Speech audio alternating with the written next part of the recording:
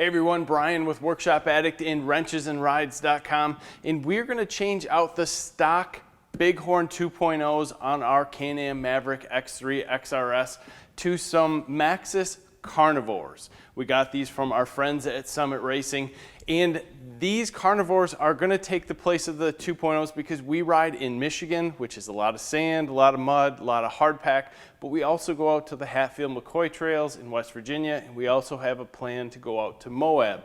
So we're trying to get a little bit more stout tire, a little bit something that's going to work all the way around, and the aggressive tread design of these Maxxis Carnivores will probably fit the ticket for most of our Michigan riding.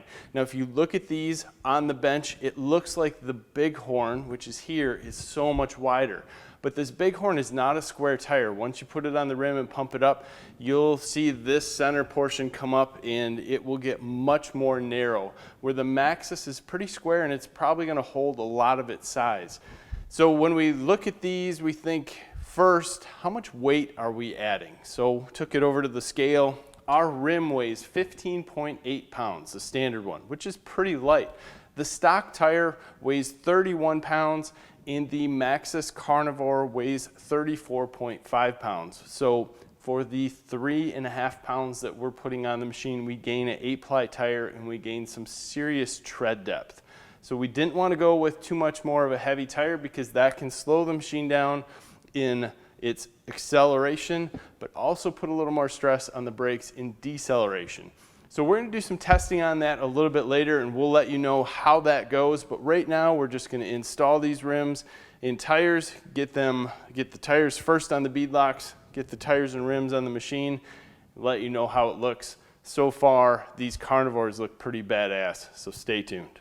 When mounting your tires to rims, or especially beadlock rims, it's important that both the mounting portions of the rim and the tire are very clean. So you'll see that we're going through wiping the tires and the rims down with a microfiber towel and some soap and water that's mixed about 50-50. We'll get to a point where we're going to slide the tire over the rim, and we'll put an extra portion of soap around that ledge that has to slide over. That's to make it a bit of a lubricant so it'll slide over easy. Some tires will slide on or over top of that front bead a lot easier than others. Some you'll have to get tools out or stand on them, and some will just simply slide right over top. I find it better once you have the rim or the tire over the rim, you just pick it up, move it somewhere where it's comfortable to work on. There's no sense working on the floor, so we put these up on our workbench. Make sure that you have the yellow dot, if there is one, next to the valve stem. The yellow dot's going to be the lightest portion of the tire. If you have a red dot, it completely changes everything. That is a high point in the tire. You want to have that 180 degrees from the valve stem. Line everything up as it should be in that respect, and start to slowly put in some bolts and start pulling that beadlock rim down. This is a sensitive subject because you're taking a very small bolt and screwing it into aluminum. So you don't want to put a lot of tension on these bolts because you don't want to strip out the aluminum rim. Start out slow, don't use an impact wrench, suck everything down at an even rate going across in a crosshatch pattern, and then just circling the rim going we went from 7 pounds to 12 pounds. And you'll suck everything down fairly evenly. Then when you go to blow up the tire, we find it's easier to take it off the bench, stand it up on the ground, put the valve stem down so you can hold your valve or your air pressure on the valve without watching it, and then press on the top of the tire to try to push that rear bead into the rim. Sometimes you'll have to do a little more extreme things, like you put your knee on top to push that bead out. Sometimes you can just roll the tire around and give it some pushes down and it'll pop in. Some will pop in super simple, some will take a little bit of finesse. After that, wait for that final bead to either snap into place or watch it so you know that it is finally set.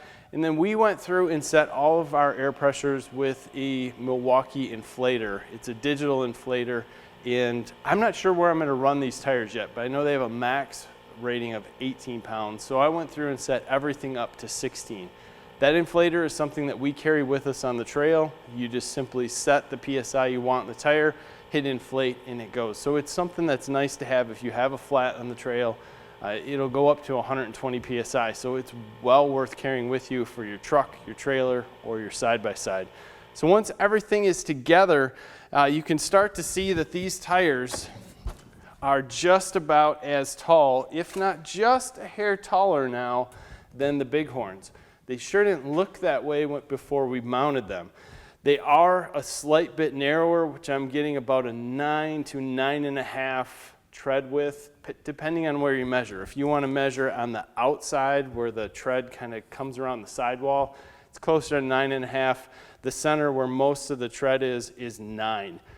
These tires are immensely more aggressive than the Bighorns, and you can feel the compound is pretty soft, not as soft as the Bighorns, but it's definitely soft for this kind of tire. So we're hoping they'll wear well, but also grip up well on those hard packed roads. So at this point, we're gonna move this machine down, install the tires, and see what kind of looks we get. When working on these machines, it's very important that you have a jack that will jack the machine up high enough and yet be safe and locks it into place. If you need to get out some jack stands, do so. Pulling these off, we used a nice 3/4 inch mid-torque Milwaukee impact wrench, no issue. And you'll notice while we're putting them on, we're hand threading the lugs back on using level 1 to tighten things up slowly, and then just hitting them lightly on level 2. We'll come back after that and tighten these back up with a torque wrench. Very important. The Can-Am instructions say 110, 111 plus or minus 4 foot-pounds. We did 100. I think that's plenty more than what these need. I'm just trying to be safe on these lugs. I know they're a larger 12 millimeter or 14 millimeter lug, excuse me. But with that said, awesome looking tires. This totally changes the look of everything. But what we need to know now is, what does the heavier tire do for us for speeds? What does this more lug type mud tire do for us in traction?